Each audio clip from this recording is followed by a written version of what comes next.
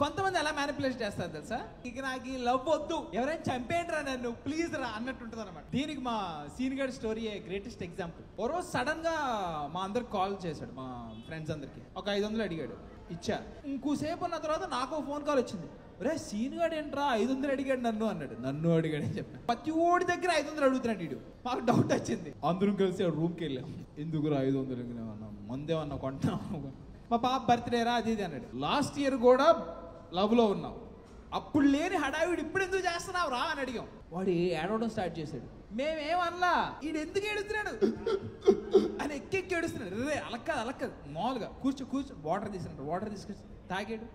ఏంట్రా ప్రాబ్లం ఏంట్రా అంటే, లాస్ట్ ఇయర్ ఇలాగే 10 days ముందు చెప్పిందిరా బర్త్డే అని, నేను గుర్తుపెట్టుకోలేదురా. ఈడు ఇంకోడు ఎందుకు గుర్తుపెట్టలేదు ఎవరంటే ఆ మాత్రం గుర్తుండాలి కదా అన్నాడు. 10 days బ్యాక్ నువ్వేం తిన్నావో చెప్పు అన్నాడు.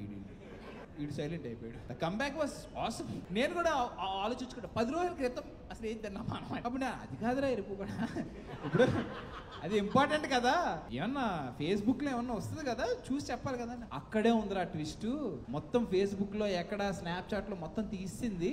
ఇప్పుడు నేను గుర్తుంచుకుంటానా లేదా అనేది టెస్ట్ నాకు. అయిపోయాడు పప్పు అయిపోయాడు. ఆ రోజు నుంచి ఈ రోజు వరకు ప్రతి దాంట్లో సాధించుద్దురా. మీతో వస్తానన్నా అనుకో, అవునులే నీకు వాళ్ళే ఇంపార్టెంట్, నేను ఇంపార్టెంట్ అయితే నా బర్త్డే నీకు గుర్తుండాలి కదా.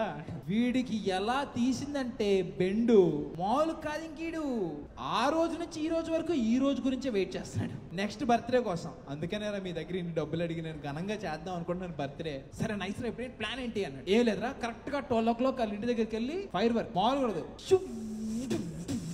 కూడా అనాలరా మొత్తం. ఓ నైస్ రా. నెక్స్ట్ ఏంటి అంటే రెడ్ FM లో నాకు ఒక ఆర్జే తెలుసు, వాడితో హ్యాపీ బర్త్డే చెప్పించాలి అని. వావ్ ఇది ఇంకా నైస్. నెక్స్ట్ ఏంటి అని పొద్దున్నే బీచ్ దగ్గర కేక్ కటింగ్ రా అని. అబ్బా వండర్ఫుల్ లా, అలాగే చేద్దాం, ఎప్పటికీ గుర్తుండిపోయే బర్త్డే అయిపోద్ది అని. బర్త్డే అయిపోయిన 2వ రోజు నుంచి వాళ్ళు మాట్లాడుకోవట్లేదు. ఇవన్నీ చేసాం. బీచ్ లో బర్త్డే ప్లాన్ చేసాడు లుచ్చాగాడు బాగా డబ్బులతో, వాడితే పోయింది. ఒక్కొక్కటి దగ్గర 500 ఇంక మరి ఖర్చు పెట్టి